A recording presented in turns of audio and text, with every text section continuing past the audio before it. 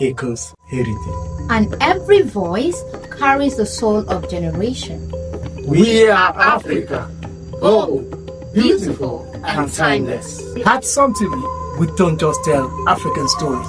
We celebrate it in every color, sound, and tradition. From the past that shaped us to the future we proudly define. Sun TV, Africa, seen, heard, celebrated. Sun TV, pulse of the nation. Africa, a land of roots, rhythm, and resilience. Where every thread of the fabric tells a story. Every beat of the drum echoes heritage. And every voice carries the soul of generation. We are Africa, bold, beautiful, and timeless. At Sun TV, we don't just tell African stories. We celebrate it in every color, sound, and tradition. From the past that shaped us to the future we proudly define. Sun TV, Africa, seen, heard, celebrated. Sun TV, pulse of the nation. Africa, Nigeria, a land of beauty, strength, and deep-rooted heritage. A nation of over 200 million voices, cultures, and dreams united under one flag. Contrary to what the world might often hear, Nigeria is not a land known for war and violence. Nigeria is known for its resilience. Its people rises every day, not to fight battles of war, but battles of survival, of resilience, and of growth and progress.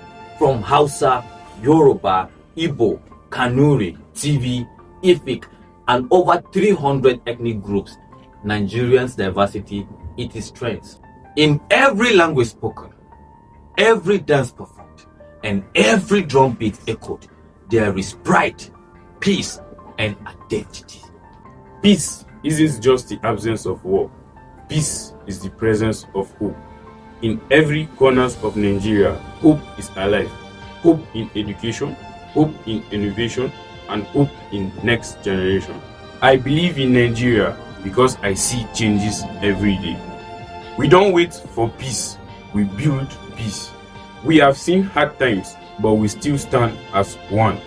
Yes, Nigeria faces challenges, economically, politically, and socially. But even in the storm, Nigeria's spirit remains unbroken. Where others see conflict, we see a call to rise. We are more than headlines. We are a nation of believers in peace, in unity, and in tomorrow. This is Nigeria. This is our story. And from Sun TV, let the world hear it from us.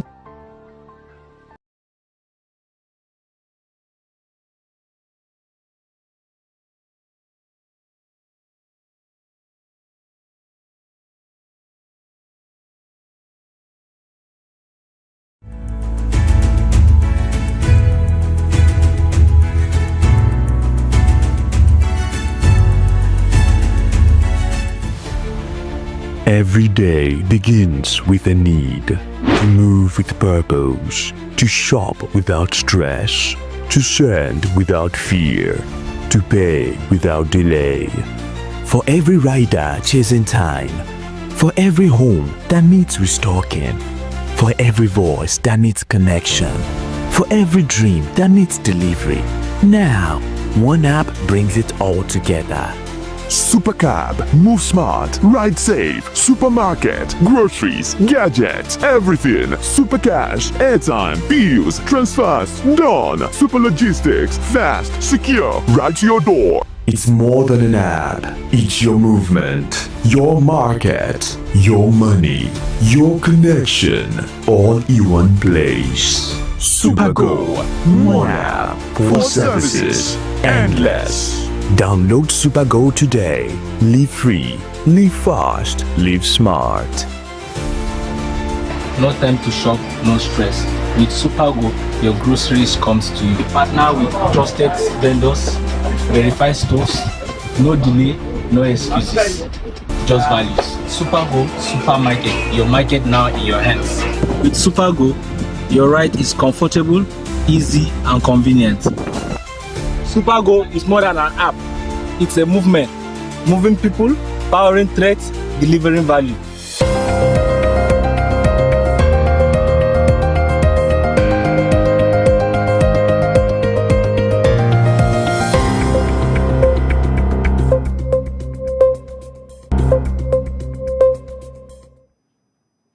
Good afternoon and welcome to Some TV World News. I am Jennifer Obadaya. Today, we bring you a concise and credible run-up of the world news. Here are the stories shaping our world, accurately and timely and impactful. Thailand has stopped fuel shipments through a broad checkpoint with Laos due to fears they were being diverted to Cambodia amid a fierce border conflict between Thailand and Cambodia. The militaries of both countries are clashing at multiple locations along their 817-kilometer border with no signs of abating despite international efforts to negotiate a ceasefire. The fighting has displaced over 500,000 people and killed at least 38 on both sides over the past 8 days. Thailand's military has restricted fuel supplies through the Chong Mek border, crossing into Laos, and is considering limiting Thai vessels' movement in high-risk area in Cambodia.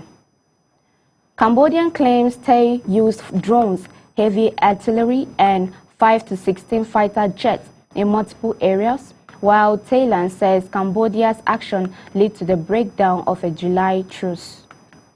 The conflict remained unresolved, with both sides blaming each other for the violence. The Philippines will protest China's harassment and endangerment of Filipino fishermen in the South China Sea following an incident last week where 3 fishermen were injured and 2 vessels damaged. The Chinese Coast Guard had blasted water canoes and cut anchors lying near Sabina Shoal, which lies within the Philippines' exclusive economic zone. The Philippines Maritime Council condemned China's action, stating they cannot be justified and demanding China cease such aggressive acts. The Philippines will file a demarche to the Chinese embassy with presidential press officer Claire Castro, citing information from the foreign minister. The U.S.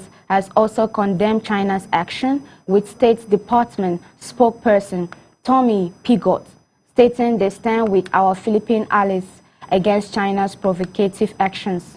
Undermining regional stability, China claims almost the entire South China Sea, but an international tribunal ruled in 2016 that Beijing's claims have no basis under international law, a decision China rejects.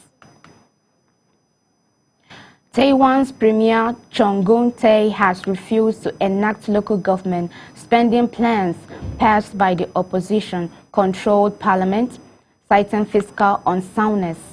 The opposition Kuomintang KMT and Taiwan People's Party TPP had passed amendments to a revenue allocation law granting more funds to local governments. Cho stated that enacting the changes will require borrowing an unsustainable $264.6 billion, $8.44 billion next year, and challenged the opposition to remove him through a non-confidence vote. The KMT and TPP have accused the government of acting dictatorially and trampling on the rule of law. The standoff reflects a border power struggle between the presidency and parliament, with the opposition seeking to assert its authority and the government resisting what it sees as overreach. Yemen's main separatist group, the Southern Transitional Constitutional Council, STC, has launched a military operation in southern Abyan province. The STC has recently claimed broad control of southern Yemen. The operation is the latest development in the country's ongoing conflicts. The STC's move comes and heightened tensions in the region. The group has been seeking independence for southern Yemen. The situation in Yemen remains volatile, with various factions vying for control. The international community continues to monitor the situation closely. China has expressed strong dissatisfaction with criticisms over the court verdict on Jimmy Lai, the founder of Apple Daily, who was found guilty of conspiracy to collude with foreign force. The Hong Kong High Court handed down the verdict, which could see Lai jailed for life under a China-imposed security law. The Chinese Foreign Ministry urged relevant countries to respect China's sovereignty and the Hong Kong legal system without naming any specific country. Ministry spokesperson Guo Jiakun emphasized the countries should not make irresponsible remarks on Hong Kong's judicial case or interfere in its judicial or China's internal affairs. Lai, a prominent pro-democracy campaigner, was convicted in the city's highest-profile trial under the security law. The verdict had drawn international attention, with some countries and rights groups criticizing it as a politically motivated prosecution. Neighbors of the alleged Bondi gunmen are shocked by the deadly rampage that killed 15 people in Sudan's worst mass shooting in decades. The suspects, identified as father and son, Sajid and Navid Akram, live in a quiet suburban area of Bonirik, with residents describing them as normal people who kept to themselves.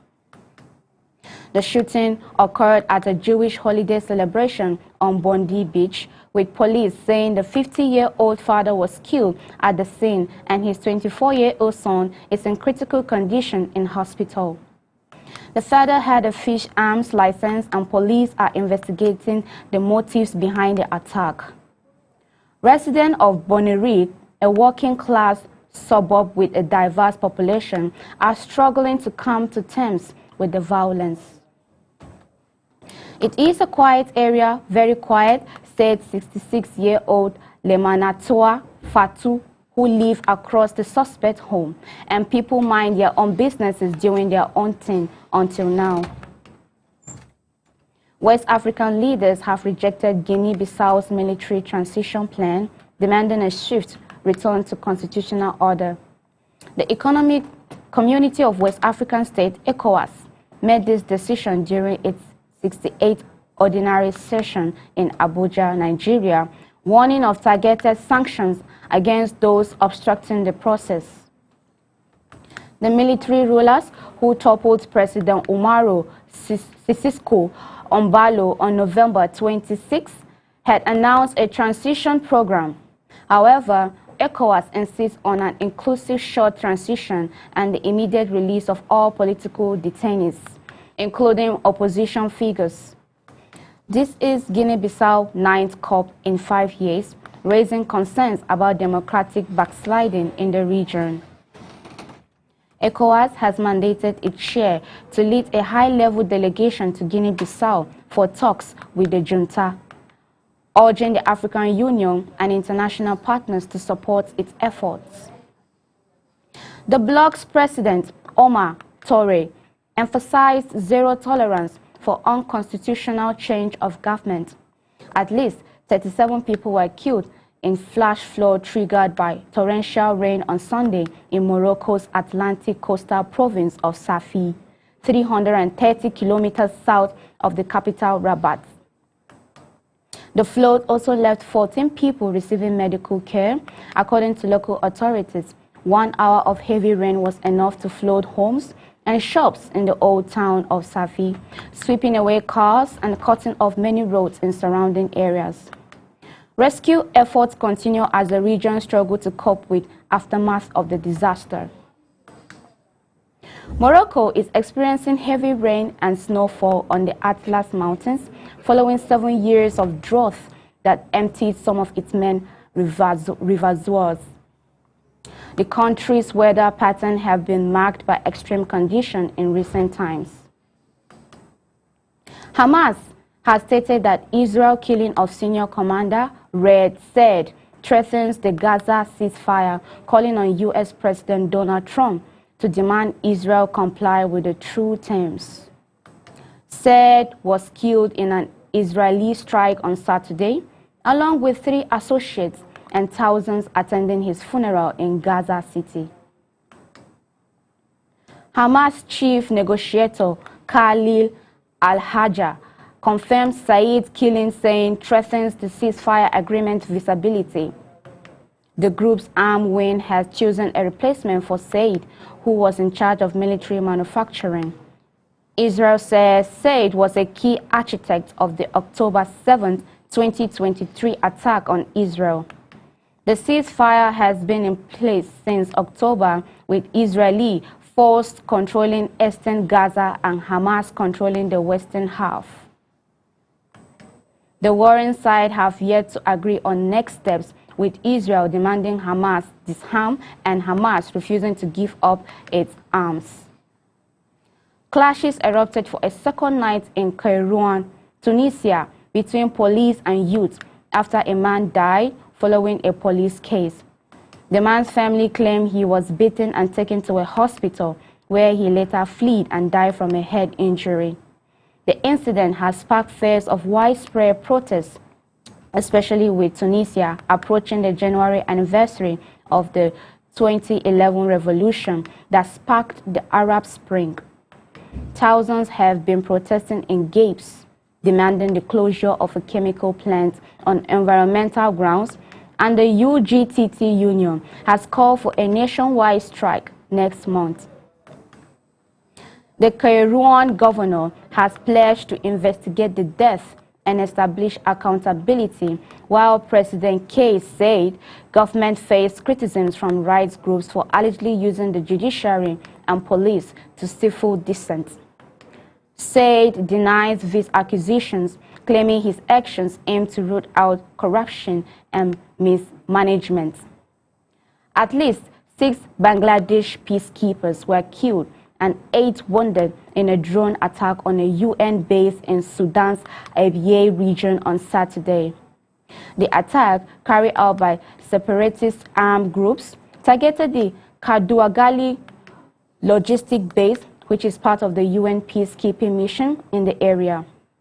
Bangladesh Armed Force condemned the attack, stating that authorities are doing their best to provide medical treatment and rescue operations for those injured. The country is one of the largest contributors to UN peacekeeping missions, with troops deployed in the volatile region for years. UN Secretary General Antonio Guterres condemned the attack, calling it injustifiable and possibly constituting war crimes. He expressed condolences to the families of those killed and wished a speedy recovery to the injured. 6 Bangladesh peacekeepers were killed and 8 wounded in a drone attack on a UN base on Sudan's Abyei region on Saturday. The attack, carried out by separatist armed groups, targeted the Kaduali's logistic base, part of the UN peacekeeping mission. Bangladesh Armed Force condemned the attack, stating that authorities are doing their best to provide medical treatment and rescue operations for those injured. Secretary General Antonio Guterres condemned the attack, calling it unjustifiable and possibly constituting war crimes. He expressed condolences to the family of those killed and wished a speedy recovery to the injured. Tunisian opposition figures and activists have joined forces to protest against President Kais Saied, demanding an end to one-man rule and restoration of democracy. Hundreds marched through the capital, Tunis, carrying portraits of jailed politicians, journalists, and activists in a rare show of unity against Said's government. The protests followed 3 weeks of demonstration and underscore growing momentum among opposition groups and civil society against Said's crackdown on critics. Rights groups said Said has eroded freedom and turned Tunisia into an open-air prison since taking extraordinary powers in 2021. said project accusation of becoming a dictator, saying he is cleansing the country of traitors and a corrupt elite. A court recently sentenced opposition figure Abir Muazi to 12 years in prison, sparking criticism from rights groups. Thousands of Brazilians protested in major cities against a legislative effort to reduce the jail sentence of former President Jair Bolsonaro and his supporters for plotting to overthrow democracy.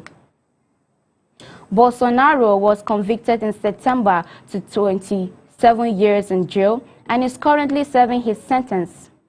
The demonstrations, organized by social groups, artists, and political parties, denounced lawmakers for trying to soften the punishment for Bolsonaro and his supporters who stormed government buildings in 2023.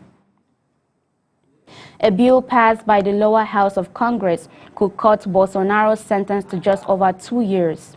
The bill still needs Senate consideration, and President Luiz Inácio Lula da Silva may veto it if passed. However, Congress could override the veto, likely triggering Supreme Court challenges.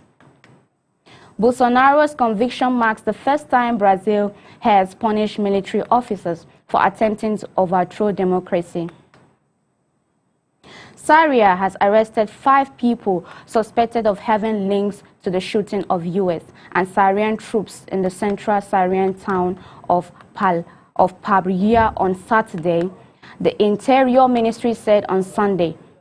2 U.S. Army soldiers and a civilian interpreter were killed by an attack who targeted a convoy of American and Syrian forces before being shot dead. The Syrian Interior Ministry has described the attacker as a member of the Syrian Security Force, suspected of sympathizing with Islamic State. The attack has sparked international condemnation, with U.S. Secretary of State Marco Rubio discussing the incident with Syrian Foreign Minister Saad al-Shibani on Sunday. Shibani offered condolence and reiterated Syria's commitment to fighting Islamic State. The U.S.-led coalition has carried out airstrikes and ground operations in Syria, targeting Islamic State suspects in recent months. Often with the involvement of Syria's security force, Syria's government is now led by former rebels who troubled leader Bashir al-Assad last year after a 13-year civil war. The United States has troops stationed in the northern Syria as part of a decade-long effort to fight Islamic State, which held swaths of Syria and Iraq from 2014 to 2019. Belarus has agreed to stop weather balloons flying from its territory into Lithuania. According to U.S. Special Envoy John Coyle, Coyle met with Belarus President Alexander Lukashenko and said Lukashenko promised to take action to halt the balloon flights, which have been used by cigarette smugglers and caused disruption at Vilnius airport. Lithuania had accused Belarus of conducting a hybrid attack by facilitating the activity and declared a state of emergency. The European Commission had also condemned the balloon incursions, calling them a hybrid attack by Belarus. Cole believes Lukashenko is sincerely trying to resolve the issue and that both sides are working toward a solution. The situation at the border has been worsened, with the European Commission calling for action to address the problem. 2 U.S. Army soldiers and a civilian interpreter were killed in an Islamic State attack on Saturday in Pamria, Syria, where they were supporting counter-terrorism operations. The Pentagon confirmed the attack, with spokesman Sean Parnell stating that 3 others were wounded. Defense Secretary Peter Hegseth said the attacker was killed by partner force. The attack is part of ongoing military conflicts in the region. The U.S. has been involved in counter-terrorism efforts in Syria, targeting groups like the Islamic State. The incident highlights the risks faced by military personnel and civilians working in conflict zones. The U.S. government is working to address the situation and support those affected. That's our world today, connected by events defined by facts. Thank you for watching Some TV News. I am Jennifer Obadia. Good afternoon.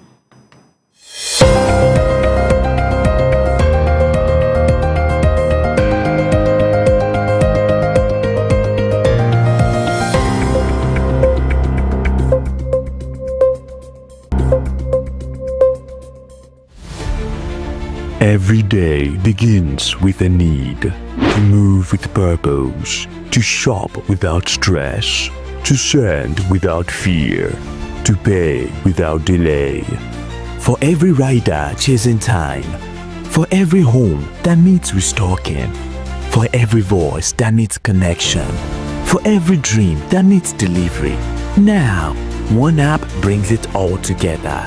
Supercab, move smart, ride safe, supermarket, groceries, gadgets, everything. Supercash, airtime, bills, transfers, done. Super logistics, fast, secure, right to your door. It's more than an app. It's your movement, your market, your money, your connection, all in one place. Supergo, one app, 4 services.